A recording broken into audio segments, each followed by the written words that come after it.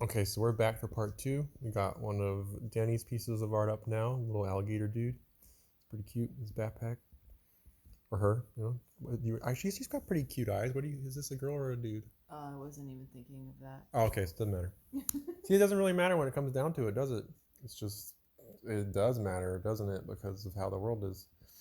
Um, but yeah, let's move on. We're continuing with the social media degradation. It's an important topic because I don't know. Like I was reluctant to even get a Facebook back in the day. I remember having AIM before that, just chatting with friends, having like a really basic profile. I didn't have a MySpace. I know a lot of people did, but that was a lot more personal. And nowadays, I have my website, and some people come and see it, but and I go to like some people's other websites, but I don't. I'm not the best internet navigator, but I'd love to like create web rings and find good people's websites that are talking about important stuff and not fake phony baloney that you see on a lot of the bigger social media platforms. But I think social media has definitely negatively impacted like my creativity because I have all these ideas, and oftentimes in the past, I'm better about this now, but in the past, I've been reluctant to even like make stuff because I'm like, it doesn't matter, no one cares. Instead of just being like, I'm gonna make it because it's for God. I'm gonna make it because I want to make it. And I think that's kind of the what they don't want you thinking. They want you to think that you know just certain things are held up and you can't possibly break through, and that's just not important. What's important is that you're thinking and making good stuff. Like I don't know, one thing I posted earlier today was about how illogical the new year is and how it makes sense for it to be in the vernal equinox or like in springtime when the flowers are blooming or just starting to come up again. Or I should say starting to come up again when the snow has receded and the green grass is coming up again. But here we are 10 days into winter, 11 days into winter calling that the new year. And I get no nobody says anything about it. And also the notion that September is 7, but we call it the ninth month. I talked about this before. October is 8, octo being octopus, octagon, but we get the 10th month and so forth. But here they are, clearly the wrong months, and we live in backwards world, and that's let run. But and I just think it's an important thing to talk about, but it seems like no one cares, and things are just the way they are, and people are either too afraid to really say anything, or they're just like, dude, like stop trying to change the system, which is weird because you should try to make things better and try to think outside the box. And it feels like so many people are just firmly in the box, or I don't know, in the club and ignore, or it's just social media for me feels like a crapshoot. Like I realize there's groups and there's like ways to like keep track of your area. And there's so much that can be like learned and helpful information on there. So I think I'll keep it. But so often when I go on there, I find myself like doom scrolling or just looking at things I never would have looked at, or find myself like perplexed or in a bad mood because I looked at something that I never would have looked at. And I know people that just have deleted their social media and they swear against it. Um, It's so different than what it used to be. yeah, Because, like, I remember you could actually see what your friends post. And now I go on to, like, let's say, like, Facebook, and I don't have very many friends on there. And did that specifically so that way I could keep track of, like, who I actually am friends with, like, what they're doing.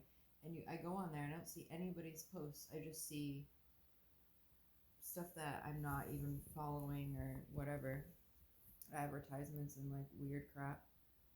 It's like, what's the point?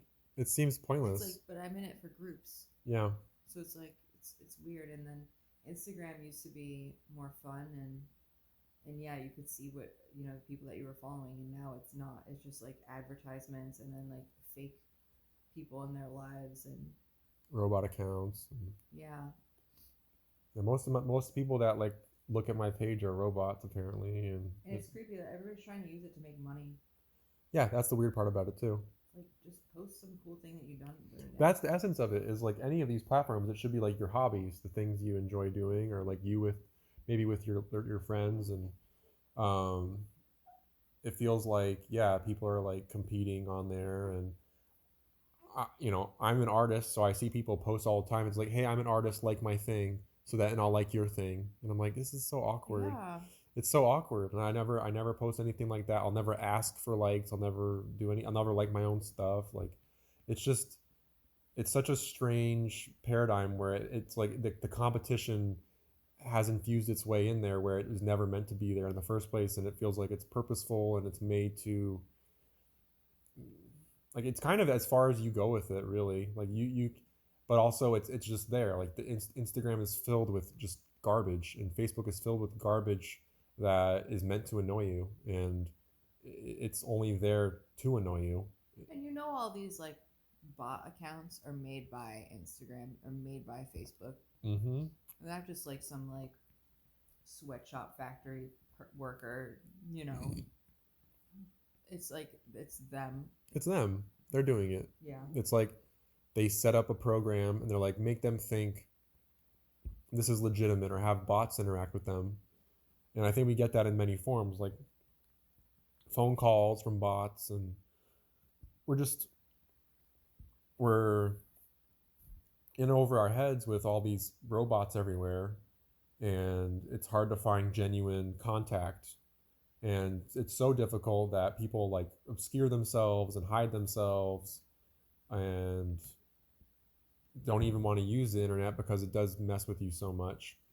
And so many times I find that I'm like I'd just be healthier today if I don't really touch it or spend bare minimum amount of time on it, because it is so toxic, and you're looking for genuine interaction in life. What is this giving you? I mean, you should just maybe use it for very bare minimum, if at all. And that's what I've come to with it. So I guess yeah, my whole thing on social media is like, yeah, probably there for good for groups, good for getting to know about your area, but definitely don't doom scroll, and be very wary that bots are everywhere and they have their um, they have their tells. Like usually a bot is going to be someone who just started their account. They'll have like nothing on their page except like fake model shots or like random things that make no sense, and you'll probably half of the friend requests you get will probably be bots, and it's just it sucks. Like I don't know, maybe the full non lukewarm answer to social media is probably just delete it and walk around it. I don't know. I really like it's annoying to me because it's like I do want to find stuff on there that's cool, and there is some stuff that's on there that's cool and interesting, but it just feels uh, like tampered, and it feels kind of gross. It's a kind of like a gross space to be in. So I think we've kind of said a lot on that front for now. Maybe we'll go into that more, but for now I think we're good. I think sort of on that note, I mean, I talk about it like I've always wanted to like work with other artists and work with other people, and I feel like there's been like no collaborative push. And I put my work out there, and I'll get like people that are like, oh, can I buy your stuff as like an NFT, or um, they'll just have some sort of like toxic thing to say around it instead of like, oh, let's collaborate and like make a book together or something. That's all I've ever wanted is like to meet people out there who like have similar interests, like drawing animals, like doing the things, and or maybe they have ideas but they can't get them out and they need somebody that like I could help them, or vice versa.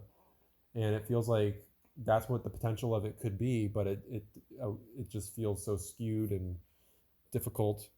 And this is getting to the sunken costs fallacy. So it's like you were taught, or like not saying you, but we were taught like the TV is full of all these interesting things that you'll learn about that are real. But then we've come to these truths and like found out like things like dinosaurs and outer space and just so much of these things that were like shown to us all the time are fake.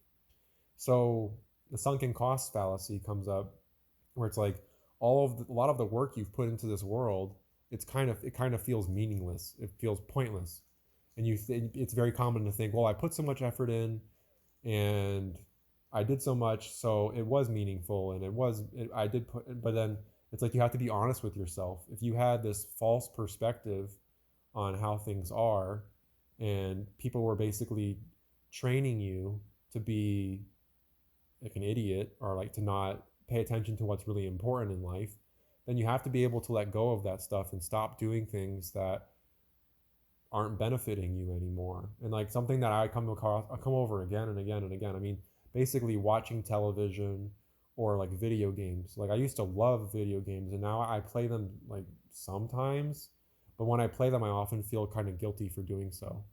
I'm like, shouldn't I be doing something better with my time? That almost all, if not all, video games have something in them that's like bad or like is meant to brainwash you, and it's like I don't want to like look back and think, oh, I put so much time into my video gaming or put so much time into watching television trying to learn things when it was all for naught, and I should be focusing on my immediate surroundings and helping people best I can and doing things that I know make a difference and making art that's impactful, and maybe not just like trying to be trying to get views or trying to get hits. It's more about doing stuff that's important regardless of how many people see it. Just do things that make a difference, that help people out, rather than, oh, I'm just trying to be popular and look cool. Because that never was the case. We never should have tried to do that. So if you've done that in your life, accept that you've done that and learn from it, and then move on and say, what do I want to do? What is my heart telling me? Not what is in vogue right now, what is popular. That just never mattered. It's never going to matter. It's empty and artificial. So I don't know. Do you have like something to say on like that sunken cost thing? Like something maybe like that you were like put a lot of weight in, and now like that you've come to truths and see the world differently, that you've like had to put aside, or you like, or that you no longer value. Yeah, I mean, I don't know if this goes along with it, but like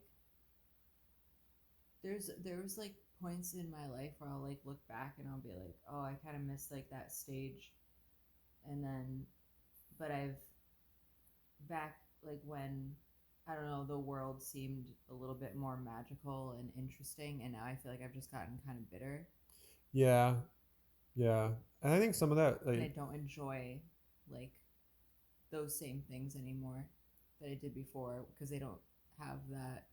appeal as they used to. Yeah, Well, because we were lied to about the world. Like I used to love dinosaurs. I talked about that again and again. Like I was like bred on dinosaurs. But then, like when I really like thought about it, I was like, yeah, all the skull, all the skeletons are fake and plaster, and just got older. And like I can still look at some art of dinosaurs and think it's really cool. But then I know like what's the reason they're doing this? They're trying to get you to like think about that all the time when it doesn't matter. It's fake. It's like they're trying to get you to think about fake stuff. Like I bet there's a ton of people out there that can name every Pokemon. They can't even name all the animals in their backyard. yeah, It's like that's like the essence of it. You can name every dinosaur, but you don't even know all the mammals. You don't even know all the birds. It's sad, and or all the trees around you. Like the things that are legitimate, that are God created or just real life, it becomes substandard to the fantasy, the fake stuff. And I think that's when they get you, is when you're so ensconced in the fantasy and you're just thinking about that stuff all the time. And I've spent many years of my life like that, thinking I have to create all these fantasies and make all this fantasy stuff because that's what's important, that's what I care about, when all I had to do was go outside and learn about the trees and look at them and like figure out all the things they do, how they help the environment, and what their many uses can be, and how it is really nice that they shade us and provide us with oxygen. And something I think about with video games is like one of the newer Zelda games, Breath of the Wild, has like ice mushrooms and fire mushrooms, so you can um, you can bear different elemental changes. You can handle the cold and you can handle the intense heat. But then when you look outside, mushrooms aren't like that at all. Never. Mushrooms are they're so much more complex, and some are edible, some are toxic, some are good for your mental health, some are good for your heart health. And it's like these video games, they don't ever, and they could, I suppose, but they really don't ever explore the true science or like the true reality. They have their own like cookie cutter ideas of things. Even like the trees in that game are just like boring apple trees. It doesn't have all the varieties, and it's like the nature all around us is so much more interesting than anything that a video game or a television show could ever dream of creating. It's just always going to be kind of this cookie cutter fake thing when all the depth exists out there. And it's like, shouldn't we be studying that stuff all the time and not all this fake stuff that we're taught, like all the fake war has never been I was taught war the way that I should have been taught gardening. Like how much war crap that was put down my throat. Oh, here's the Civil War, here's the Revolutionary War, here's the World War One, World War Two. It's like all unnecessary, all fake, theatrical. Doesn't mean anything. At the end of the day, what does it teach you? Don't be violent. Like that's obvious. Like what do I need to listen to all this war crap? Do I need to learn about the Native Americans that were supposedly like had their homes decimated? Like it's or had the way of life decimated, and maybe there's some truth to that, but it's like isn't the answer at the end of the day that you're nonviolent, you help your community out? It's like not that complicated. And they always like if you don't learn from history, you'll be doomed to repeat it. Was what I was heard and over again. So then we got to teach you all this fake war stuff instead of I should be knowing what each element of the garden does and how it grows with other things. And it's like all those years were wasted on that. Yeah. And it makes me sad. But now I have this opportunity as a dad now to learn this stuff in person with our nice yard we live in and nice space we live in, and grow food and teach my children from the get-go without all this fake war or all this fake stuff in their heads. And it is everywhere. So like for instance, our daughter was watched some TV in her youth, and we've banned it for now. Like she can't watch anything right now, and she behaves way better. I mean, it's just an obvious thing, but it's also she's more uh, she's more absorbent, and she's a stronger sponge. When she is just staring at these TV shows, it's like you can't get through to her. It's like she's in that world, she's in that fantasy world, and I think a lot of us have had those experiences where we get stuck, thinking that these fantastical worlds are somehow better than our own, and they I think it's like drugs. It's like an escapism thing where it's like you should be here in life and talking with real people, not on World of Warcraft or on online video games doing some like fake thing that doesn't mean anything at the end of the day. When hey, someone has diabetes that you could reverse, or someone has an eye ailment that if you really spent your time in nature, you could figure out how to reverse it. Like, I don't think our daughter would have came to the depth of wanting to heal Dani or my partner's eyesight. She wears glasses and so forth. If she was just staring at the TV, she wouldn't care. But because she's had a break from that, just yesterday I believe we were talking about this, and she was like really pushing it. Like let's figure out a way to get you back so you don't have to wear glasses anymore. Like it's important. It's become more focal, more focused, and it's just so clear and makes a lot of sense that it's like I know it might be annoying, and you might feel bad for yourself about the past that you've and like what you've done, all the work you've done, but you gotta let go of it. Like you gotta allow yourself to move on and not be shackled by things that ultimately aren't beneficial. They aren't um, conducive to your growth and conducive to the community around you. Because I mean, those things are illusory, and you want to do things that are real. So then I think we've done that sunken cost thing through. This is kind of an interesting one, talking about animals. Like, we are animals, and I think most people looking out in the world, I think most people have really terrible relationships with animals, and they treat them like they're less than people. And I think that's completely wrong. And I think that we are no better than an ant. We're no better than a deer. We're no better than any animal out there. We're no better than a bear. We're equal to all of them in our best self. We're worse than them when we're killing them. We're worse than them when we're thinking that we're better than them. We're equal to them when we're in harmony and we're thinking of them as our, like, everybody has skills, and some animals can camouflage, some animals can climb trees, and some can do both, and some can run really fast, and some have horns that they can ram and protect themselves, and there's just so much depth to the animals around us. Some can smell really well and so forth. We all have good skills. But what's interesting is that in my lifetime, and I think in our lifetime, the most common animals you see with people are carnivorous, or like they have sharp teeth: cats and dogs. And I'm not saying I don't like cats or dogs.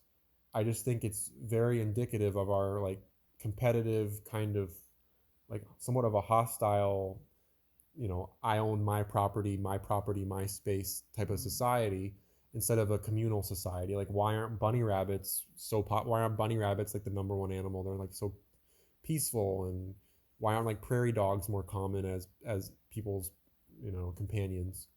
Even the word pets is, I hate the word pets. Hate it. I've always hated it.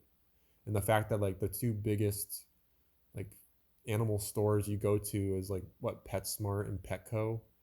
It's like programming. It's like they're programming you to think of animals as less than you. Um, so and like, why are we breeding animals? Like, it's like sex trafficking, and That like, one's so weird to me. and people make their livelihoods on that. Like, there was a neighbor I had growing up. I didn't really know them that well, but they, like, our neighborhood was full of golden retriever dogs, and they almost all got them from this one neighbor, and that was like how they made their money. Yeah, so I knew a lady who was a dog breeder, and she, like, I don't know what made her think that her having, like, basically sex trafficking animals made her so uppity.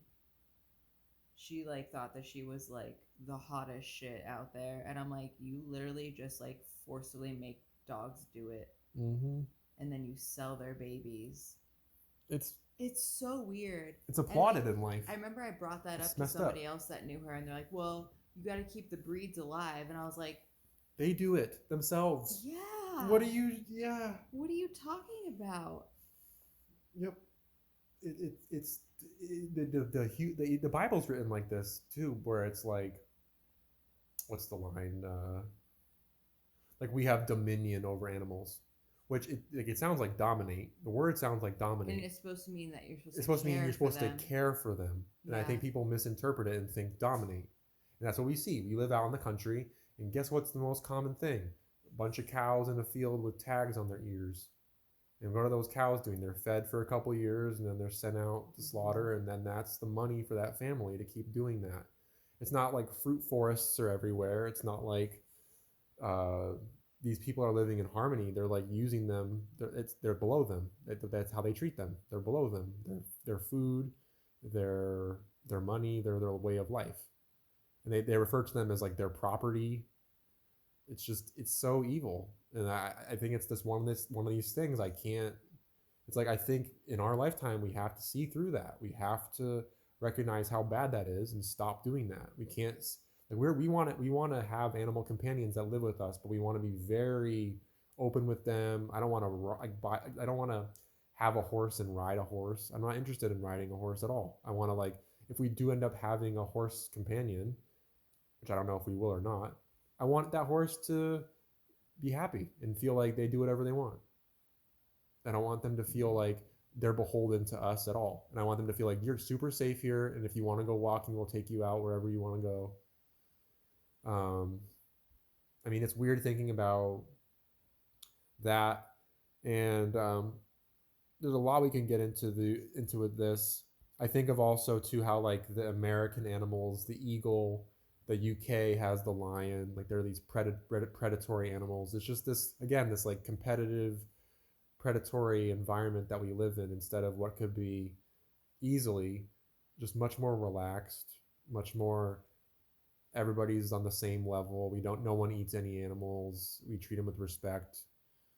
And then it's a weird thing because I think when we get to that point, we're going to be looking at like say like wolves and lions and tigers and being like, well, they eat other animals. They're the only one. I like it's like weird. Like bears eat fish and stuff. Like dogs, cats. It's going to be weird if everybody got to that point. If we all got to that point where no one's eating animals, like I think people are supposed to be. If you look at our teeth, if you look at our gastrointestinal tract, then how will that look? Like, won't that the world will just look so different? Like, how are we gonna treat animals that seemingly are like they have to eat other animals? Like, it's gonna look so different. And like, it's interesting too because if you look at it, like it seems like both cats and dogs can just eat like veggies and fruits and stuff and grains and still live healthy lifestyles. Isn't the dog that's lived the longest, like in the Guinness Bro, whatever that thing's called? Guinness Book of World Records. Yeah, was a dog that was fed a vegan diet. I wouldn't be surprised. I mean, it's just I think of it's like a medium, right? Like the simplest, healthiest thing to get through you is a fruit that's growing on a tree. If you're eating an animal, you're eating all this like just muscle and like, there's all this extra stuff in there that is far removed. And it's also like I can't kill an animal. I've never physically killed an animal. I've eaten an ant. I've eaten a worm. I've done gross stuff like that when I was young and idiotic. But I've never killed an animal. I've never done it. I couldn't do it. I could not do it. So why? And so the then that people was that do are doing it like in such a weird way. Yeah, it's like they're like growing them fat enough so then they can execute them one day. It's just like this waiting. Well, a lot of these farms aren't even doing that themselves. They send them out. They hire feeding another So like a truck will come and pick up the animals and quote unquote process them. So they're not those farms aren't even doing it. And then we could talk about hunters that are doing it in a weird way with a gun or an arrow or whatever. They're not actually using their body and feeling what that is to Can you imagine that. like can you imagine like I guess the most common animal that's hunted in America would probably be a deer. Right.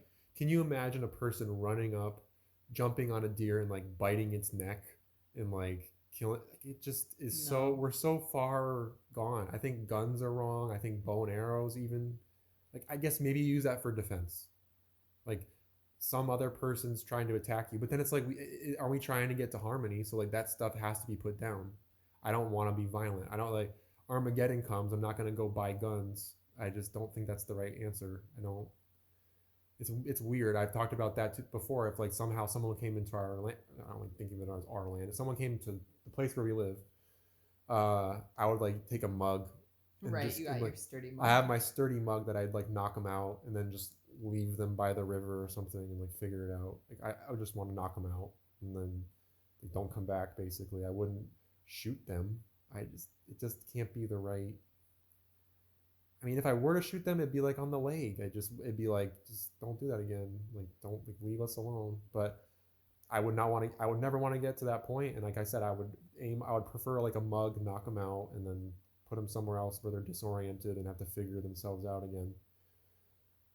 It's an interesting one. I guess at essence, I feel like people are not supposed to be violent, and we have like organized violence basically, and we refer to animals as less than us, and it's wrong. And I think that the Bible often leans into that. I think it's corrupted, but it leans into this idea that like animals don't have souls and we do, and it's like doesn't sit with me at all. It's wrong. Yeah. It's wrong. Doesn't make sense. Like I think I've gotten clearance since I've been a formerly vegetarian, now like vegan plus honey. And even that you could look at, be like, well, maybe you should stop eating honey, and you'd have even more clearance and see better. I don't know, but I know when I used to eat animals, bunnies would run away from me. They'd smell it on me, and then when I stopped eating animals, this bunny that used to live in my yard in Louisville, Colorado, would just hang out and look at me and be like, "Huh, like I'm not scared of you anymore." And I've noticed that in general. Like I walk by and see deer, and they're not as skittish. I'll see squirrels; they're not as skittish. We have an opossum that comes right up to our house. I think if we were eating animals all the time, he would never come near. Mm-hmm. But because there's no dead animal carcass smell, eggs, dead, sulfured egg, no dairy, none of that, they are like, whatever, these people are calm, like no problem going up to the house and walking up, it just feels right. It feels better. And I think I'm getting better with that every day, just being nonviolent, being healthy. And in my childhood, not knowing better, seeing a chicken in the grocery store, not being able to make the connection that someone killed a life chicken, like a real life chicken, and put that in there. And like just because the head's not there and the feet aren't there doesn't mean um, it's not any less real. It is real. It's messed up. That's some little animal that was like imprisoned their whole life and then killed. Yeah. And in many ways, you can look at our lives and like I basically feel like I've been in prison my whole life in many ways. I still feel like I'm kind of in prison, even though we live in this nice space. I still feel like, yeah, with money is like an enslavement tool. It's like if I, we should be able to go anywhere. People should be like, oh, come with me on, like, let's go explore this area. Let's go share and everything. It's not like that. It's like, oh, these tea people get access, and people that aren't in the club, they get put to the side and ignored and treated like crap and given less resources. And but then I think a lot of liberation comes in realizing that their overly indulgent lifestyles are actually bad for them. And like we're finding harmony just by being more simplistic and eating simpler. And there's just too many examples of people that are quote unquote peasants, quote unquote poor, that live longer, healthier, more intimate, connected uh, lifestyles with their family in their village than people that are kings and lords and indulgent and eat pigs and eat, like, which are, we think boar human hybrids, weird. I don't know. Do you think that I think that very well could be why the pigs have like no hair on them and they look kind of like us. I have to look into that more. It's a weird one. Yeah. It's a weird one, but I think that one makes a lot of sense to me. Also, like Babe being like the shepherd of that movie. Like they chose the pig as the shepherd because it's most like, I don't know. There's like certain things I look at. You can probably look at Charlotte's Web, like, oh, what's going on here? These big stories with pigs in them and how they're related, very closely related to us, and how the Jews refuse to eat pigs because they're quote unquote dirty animals. But it's like they don't eat pigs, they don't eat shellfish because shellfish eat their own poop, and I think the pig is the whole dirty thing too. But it's like the only mammal that they specify. And then also the thing about eating animals too is like in America, the most commonly eaten animals are probably cows, pigs, and chickens. But in like other cultures, people eat dogs, people eat cats, and it's like here that's seen as like so weird, but it's like it's the same. Like if you're eating an animal, you're eating an animal. Like Yeah. it's not better. You're not a better person if you eat a pig than if you eat a dog. Like it's all bad. Like you just stop eating animals. And that's a big one too. Once you stop doing it, I don't even refer to it as eating meat. People say I'll say I don't eat animals. And you'll see the reaction because you know that there's the person there who's like, oh, I have my dog at home, I have my cat at home, I love animals, but I'm like, but you eat them. Right. So do you really? Like, so that's a big one. We could get into that more on maybe there's just an endless topic there. Um, and then we have a couple more things I want to get into before we close this one out. So living in the sticks like we do now, living in the country versus living in the cities and suburbs like we both of us have for a lot of our lives, and what has that meant? I feel like I've been talking a lot during the second half. Maybe you can weigh in more here. Well, remember what you had mentioned, like the advertisements, like the billboards. and how we that's not like in our face out here unless we like go drive an hour to the city. Yeah, It's like a big one. it's big, and then a lot of the billboards advertisements. I mean, around here, what I've noticed is it's realty, which is normal. It's people selling houses and people selling land and stuff. I don't those don't bother me so much, but I mean, I know it exists out here, but more so what I was seeing out where we used to live was the plastic surgery stuff and Mm-hmm. just like liposuction and all that, like the dental adjustments and just all this like fake artificial artifice being put in your body to look better, fake look better, to work around eating healthier, to work around exercising or like doing health, having a healthier lifestyle. Here's all these artificial ways of doing it, just plastered everywhere. I'd see them all the time. Or it made me sick. It made me sick driving around Grand Junction where I used to live because it was everywhere. And now there's a big town around us, not too far from us, called Branson, where there's a lot of toxic billboards up there for sure. But I don't know. I'm sure there's those billboards up there. There's billboards all up that main highway going into that town. Um, but yeah, it's amazing living out here where it's like it's quiet. You hear the coyotes at night. You see the deer come through. I hear the squirrel skittering. You have a little possum that would have never come to our place where we used to live, but it's always at our back door every night. And he's cute and relaxed. And an armadillo that comes through our yard, and it just feels like this is more of what life is supposed to be like. I didn't feel like my life was organic living in a city with cars whizzing by and barely any animals coming through our yard. And Yeah, there was like what we were talking about before is like I feel a little bit of like that like isolated feeling going from like being a part of like a lot of things that were like going on in town and like hanging out with a lot of people. But then when you're in a place like that, it's like you're getting just a lot of bullshit. yes, high bullshit. Yeah. And then here it's like I don't know, it's like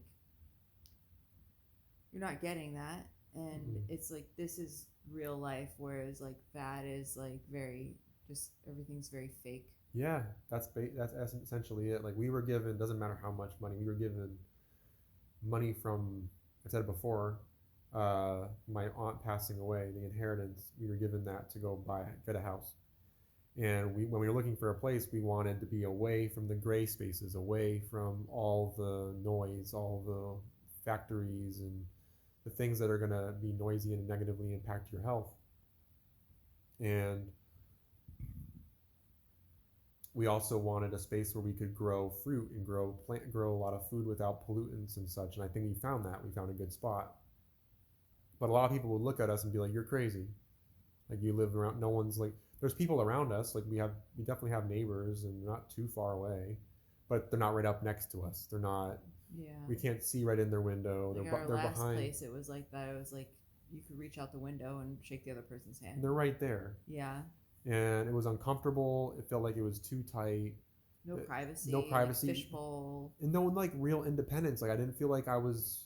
Like we were like working on all these bigger projects. It was very like, oh, we did like basic. We put up a birdhouse. We put up the like stepping the pavers, but like we weren't like, oh, we're being very creative with how we're using this space. We could have, but it felt kind of like pointless in that Yeah. area. Whereas here it's like, oh, now we have all this time to make whatever we want, and we want to make a place that's conducive to good experiences and also um, allows animals to feel safe and happy and content. I don't want them to feel like we got barbed wire fencing and I don't know, just like scary things out there. We don't have any of that. No guns or anything like that. But a place that's conducive for good experiences, and we want people to come here and feel like they're at home and they're comfortable and they can let their hair down. And Mm-hmm. yeah, and I feel like we can do that. Like we can walk outside and breathe easier, and like I don't really have any fear out here, and I feel much safer.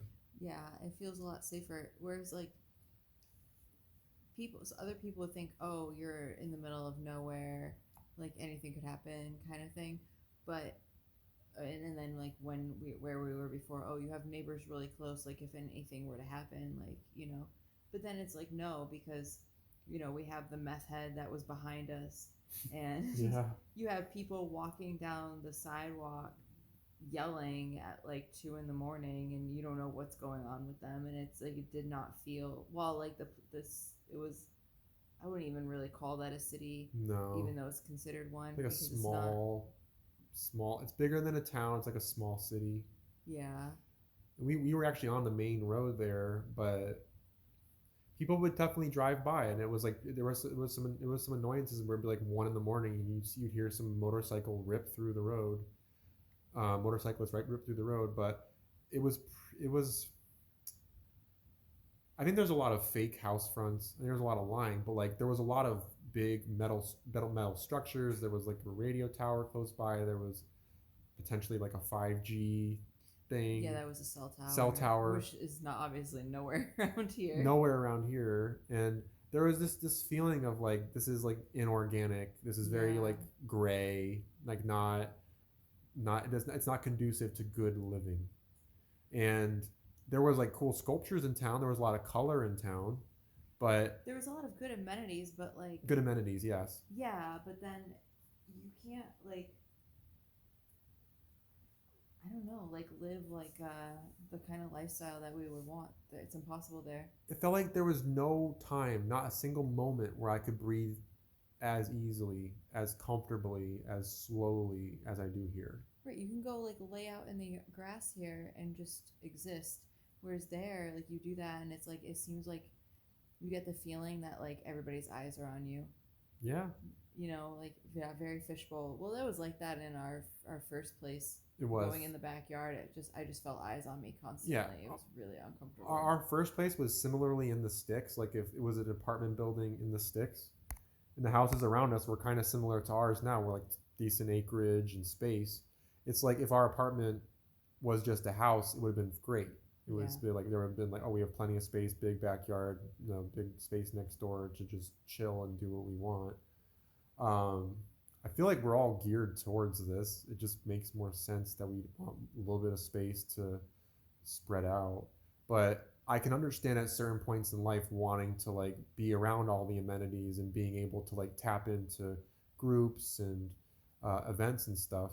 It's not that I don't want to do that. It's just I feel like from a health perspective, growing a lot of good healthy food and taking care of a family and taking care of animals, this is way better than, oh, we have amenities.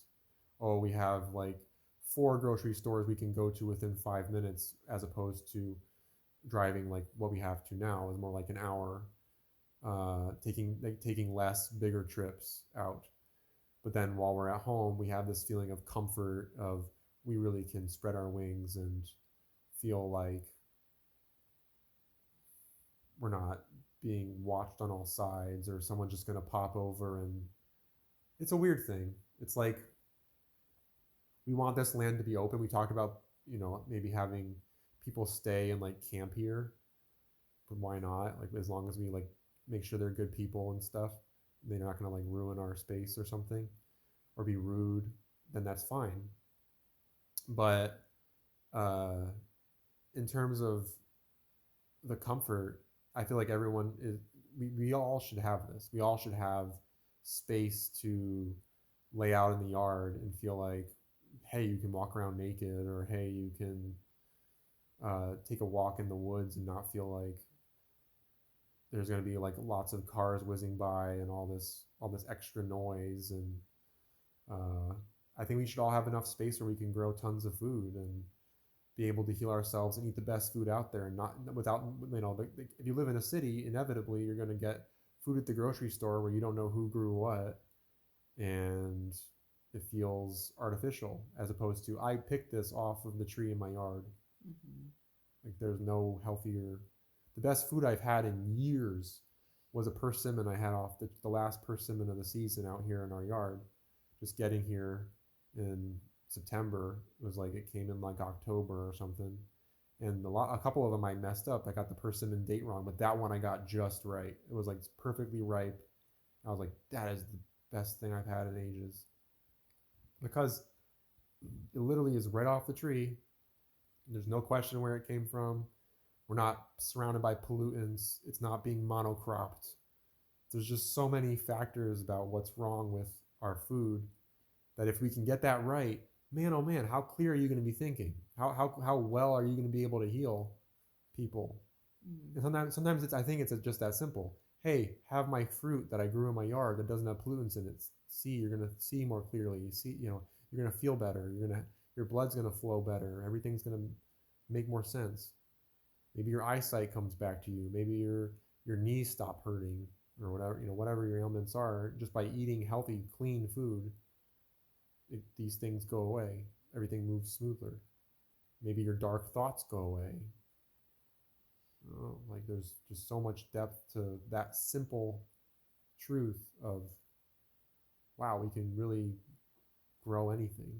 And when we grow it, harvest it, know where it came from, no miracle grow, no weird pesticides. It's just, we know everything about it. And what that brings, your, like, the state of peace that puts you in.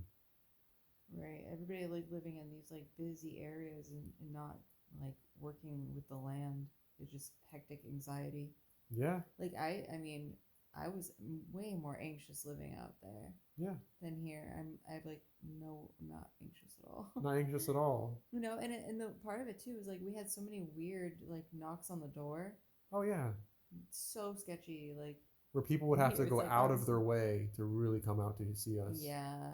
And I'm open to people coming. People have come to our, like, people dropping off packages and stuff, and people have come to our place, but it feels like it's much safer, and there's like a layer of respect that exists here that isn't as present in cities. And even the interactions that we've had with our neighbors they're longer, they're slower. You feel more comfortable around them. Whereas I felt like out there, like there'd be a car whizzing by, and you'd like you just want to talk to them for like a minute or two, and you wouldn't have the depth of conversation. I don't. And it's Yeah. we lived there for a year and a half, and we've been here for like 4 months. Yeah. And I feel like we've talked to our neighbors here way more than we talked to our neighbors there, Already. and they were closer. And they were closer. So that's the irony of it. It's like, I just don't understand, unless you're like a single person or you're just a couple. If you're a family, I do not understand why you would want to live in a city. It just doesn't make sense to me at all. Like, even as a single person, I wouldn't want to live in a city. I mean, we talked about all this stuff and how like the world is all backwards and all that. So I think the cities are where those people are drawn. Yeah. And then the bad ones. And then they'll make fun of the country or whatever, but then it's like it makes the most sense. We want space. We want to live slow and calm and trust. Have faith in our neighbors and learn more about them and have more meaningful interactions with them than, oh, I got to get all the hits. Like there was this guy, I don't even remember his name. He's on Instagram. Just saw some like random video I saw. And he like lives in Los Angeles and like looks like one of these successful androgynous people or whatever. And he's talking about, he's like, living in LA, I don't know whether to like open my window. He's like driving. I don't know whether to open my window or close it for like the crazies or the people that are like I want to like see or want to like look important to. He like said it like that. Like he was like trying to like fit in with like the LA crowd, but then keep out the crazies. Like he can't tell which to do. And I'm like, you are so insecure. It's so bizarre to have that mindset. But that's common. I think that's kind of built into the city. It's like there's this game Mother 3 where the end of the game, everybody in like your little small town is drawn towards the big metropolis, which is called New Pork City. It's like the whole game is about these like pig people that are like creating chimeras, creating hybrid people, hybrid animals and stuff, and like doing all these evil science experiments on animals, which I think is true in life. And everybody gets to the city and they're like, this is stupid. Like it's funny, like you'll read the dialogues between people. They're like, why are we here? This is so stupid. And it feels like that's been my life. Like whenever I've gone to like, what is it, the center of New York, Manhattan, I'm like, I hate this. Like I just, it's like I feel so uncomfortable. There's all this like noise and gray around me, and it's all fake, and I'm uncomfortable, and I don't want to be here. And when I come out here, I'm like, wow, I this is great. There's all Yeah. these animals. Every day is a mystery. I don't know if we're gonna have a sparrow in our yard or a possum or a deer or a squirrel or who's gonna be out there today, and I don't know who's gonna pass by. It just there's a lot more. Like I just find myself patient. I find myself more of myself.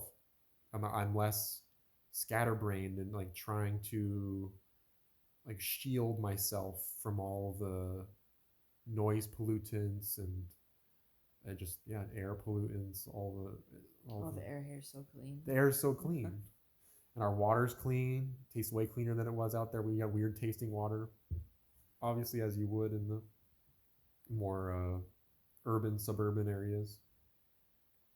But then I also like we both grew up in suburbs, and I remember the suburb, and I just the cookie cutter houses, cookie cutter neighborhoods. Like I lived in like contemporary house, but the neighborhood, like the yard was so cookie cutter.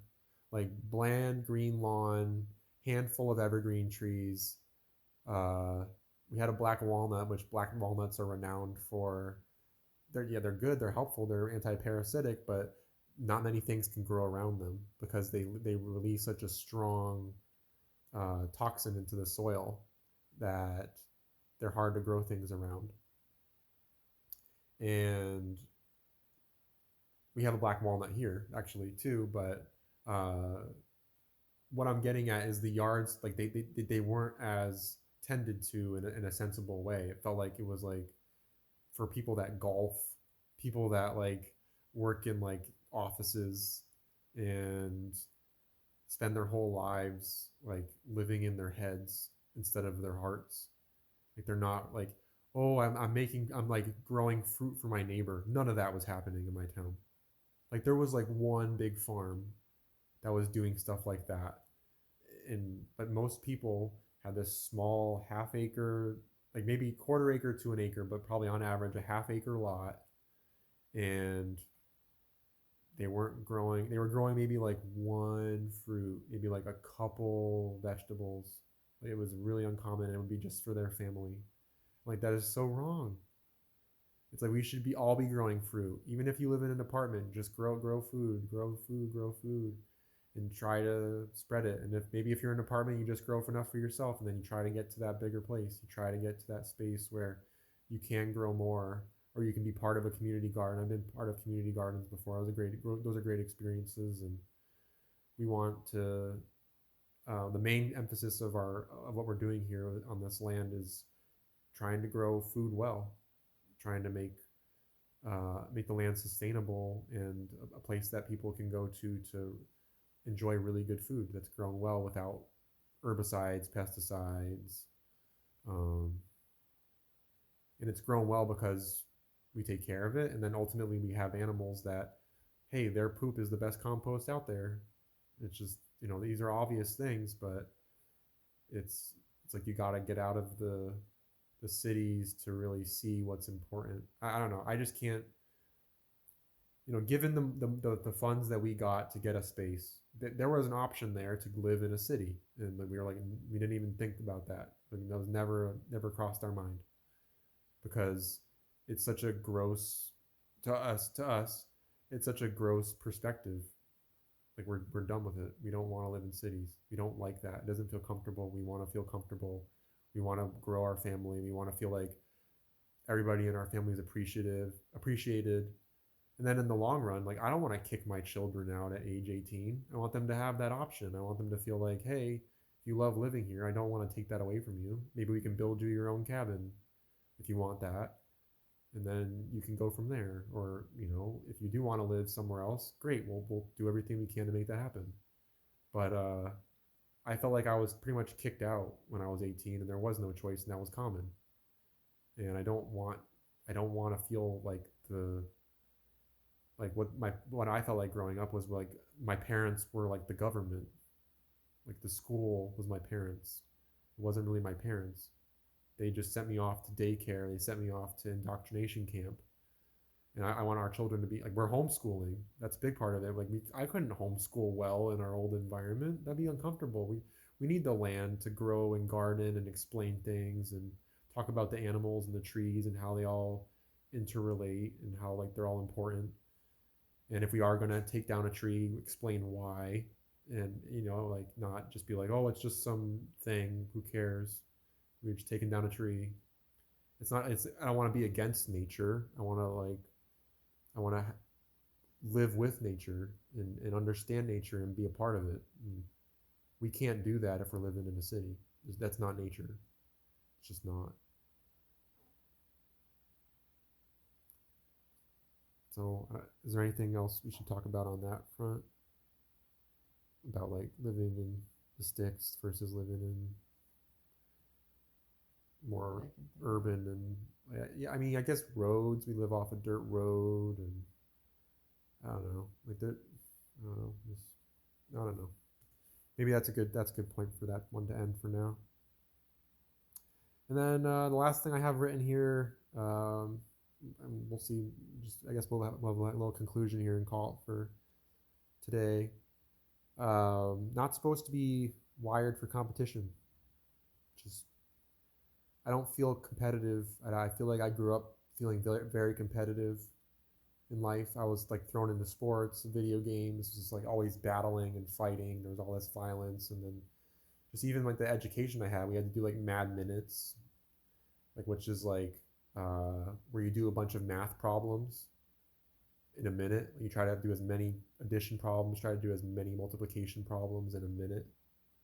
And it's just like, why are we rushing? Why? What's the rush? Yeah. Isn't it more important that the child knows how to do it than how fast they do it? And then I remember I used to like hate writing because it was always a writing prompt. Write as fast as you can for 45 minutes and get out everything. And they wouldn't give you a leeway. They'd be like, we're not going to tell you. You get the prompt at the beginning of class. So you have to read the prompt and keep going back to the prompt as part of your 45 minutes instead of just writing and getting the prompt the day before. And maybe they've bettered this, but it was that competition.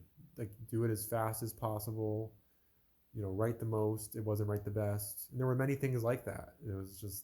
They want you to live in like this anxiety. Anxiety. It's anxiety inducing. And I think of course, like, they want you to compete with other people so that you're not working with them. Like, I think it's kind of fine to like compete with yourself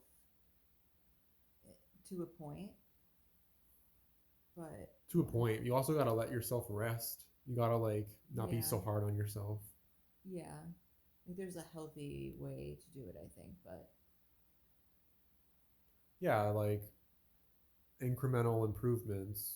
Like, oh, I don't know, like I walked a mile today, maybe I'll walk a mile and a half. But in the event that I don't, I'm not going to hate myself for it. Right. And then also there's a lot of this one I've been meaning to talk about forever. Why do human people run marathons? Do you ever see any other animal running straight for miles and miles? And no, not even. It tells your body it's in danger. Yep.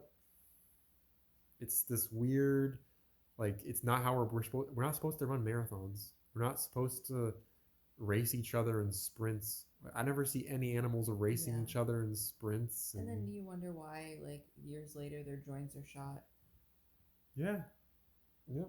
I grew up in, like, high competitive world. And, like, I remember going to Boulder. And there's Boulder, Colorado. And there's this Chautauqua Trail. And I remember running down it. Why am I running down the mountain? I was racing my buddy down the mountain. People are like, dude, slow down. You're going to ruin your cartilage. And I did. I barely have any cartilage in my knees anymore because of things like that. I was so competitive as a child. And now I look back and I'm just like, I could have walked and enjoyed the birds more and took in more of nature. Maybe if Sasquatch is real, maybe I would have saw them, or just slow down. Like, Mhm. why is there this need to speed through things, speeding on cars, going fast? I mean, Sonic the Hedgehog comes to mind as a big video game character where the whole point is to run as fast as you can. It's just like it's stupid, and you never see any other animal behaving like that. You don't see bears racing each other. You don't. It's like if they do run these animals, they do it in like very short spurts. Like a fox will run to catch a rabbit, and then like it's either catch the rabbit or just not and move on. Like it will wait under in like the high grass, and then take its opportunity, and then that's it. That's all the running a fox is gonna do. Like a fox is not running all day long. So it's so weird to have grown up in a highly competitive, play every sports ball game environment to now I don't even think I'm going to teach my children how to play sports. Like I just like if they want to know it, if they like seek it out themselves, I'll be like, sure. Like I grew up with these things. I can show you basic things. I can show you how they're what they are and whatnot. But I don't want them getting competitive and then start dogfighting and toxic. Just to get all this toxic energy. Yeah.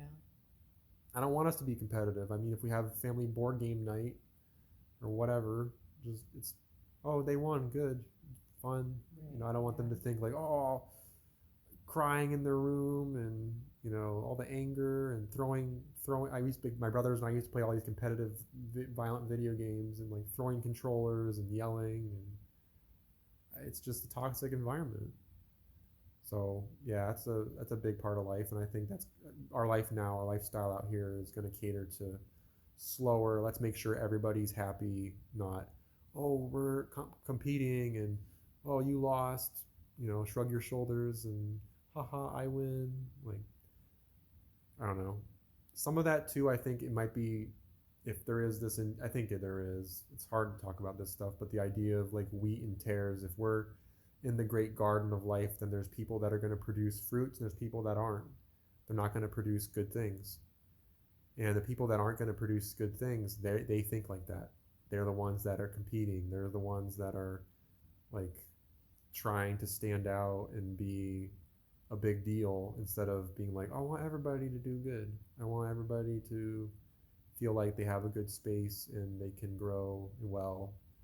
They're going to be like, I'm going to get that spot and screw that other person. That's not healthy. And we want to support our family. We don't want to make them feel like they've got to fight to survive. Mm-hmm. Like the whole Darwin thing, survival of the fittest. That's just such a toxic message to spread.